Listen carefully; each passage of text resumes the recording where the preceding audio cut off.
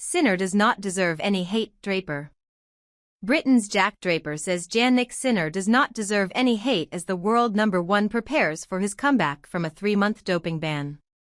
Draper is a longtime friend of Sinner and spent several days practicing with the Italian in Monte Carlo last week. Sinner, 23, was banned from the sport in February after reaching a settlement with the World Anti-Doping Agency, WADA, over 2 positive drugs tests last year.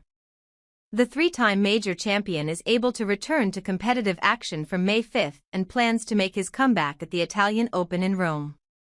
When people ask about Jannik, I tell the truth. I think he is a really genuine, nice person, and on top of that he is an unbelievable player, Draper, 23, told BBC Sport and The Guardian in a joint interview at the Madrid Open. In this situation, I am sure he would have had absolutely zero idea of anything. That's the way life goes, sometimes there are mistakes.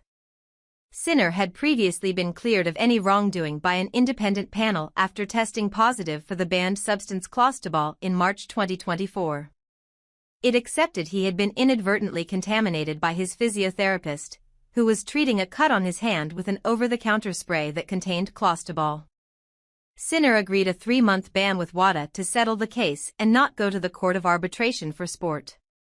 But the timing of the suspension, which meant Sinner did not miss a single Grand Slam tournament and will return in time for May's French Open, was criticized by some as being conveniently timed.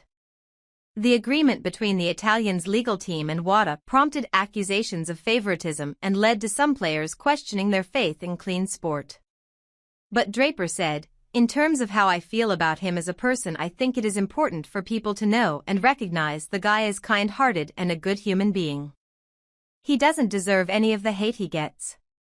After losing early at the Monte Carlo Masters, world number 6 Draper went looking for practice partners on the clay, and Sinner, who he has played doubles with in the past, was an obvious choice. "I knew Jannik was available and in Monte Carlo on the clay, so we organized with his team to go out there for 3 or 4 days and train with him," Draper said. "If you're going to train with anyone, it has got to be the best in the world, right? He's obviously had a bit of time off, but he's playing at an incredible level still. It was great to be around him for a few days and get some good sparring." The British men's number 1 added, "I'm looking forward to having him back on the tour because I think his presence has been missed."